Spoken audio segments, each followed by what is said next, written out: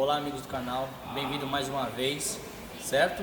Então vamos lá, hoje qual é o problema desse Fiat Argo aqui 1.0 3 cilindros? E qual a reclamação desse cliente? Bom, ele chegou aqui na oficina com barulho no motor, com uma avaria no scanner, dando sensor de fase. Quando chega aqui assim, eu já caio de costas. E para minha surpresa, não, acho que nem é mais surpresa, né? Talvez para surpresa dele. Nível do óleo, baixíssimo. Vou pegar aqui, ó. Vamos lá, vou fechar a rota, de novo. Olha o nível do óleo. Não tem óleo. Não tem. Ou seja, se tiver aí é meio litro e olhe lá, 700 ml, ó. É o que apareceu. Então, quando a gente liga esse carro, o que acontece? A luz do óleo não acende, por incrível que pareça. Quando você acelera ele por volta dos 3.000 RPM, ele começa a gerar um barulho horrível. Quando eu tiro o pé do acelerador, que ele vem caindo levemente a rotação até a marcha lenta, ele faz uma barulheira infernal. Após isso, eu já tive várias experiências, né? Claro, então eu vou falar logo já após isso, né? Não vou nem voltar muito no passado. Após isso, o que eu vou ter que fazer nesse carro? Primeira coisa, completar o nível do óleo, para ver se ele vai dar sorte. Completou o óleo, parou o barulho, apagou a luz da avaria, mediante o scanner, ficou ok? Sorte.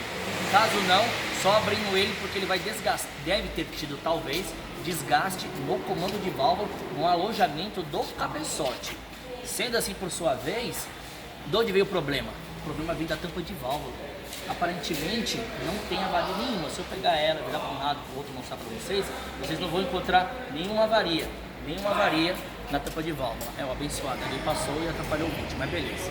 Dá um like mesmo assim, não esquece, hein? Compartilha e se inscreve no canal, beleza? Esse canal aqui é para fortalecer a galera aí, mecânicos, reparadores, alguns curiosos e proprietários de família Fiat. Sendo assim, essa tampa de válvula tem uma membrana, que quando essa membrana ela começa a romper, este óleo do cabeçote vai para a injeção, ou seja, vai para a admissão e queima junto com o combustível.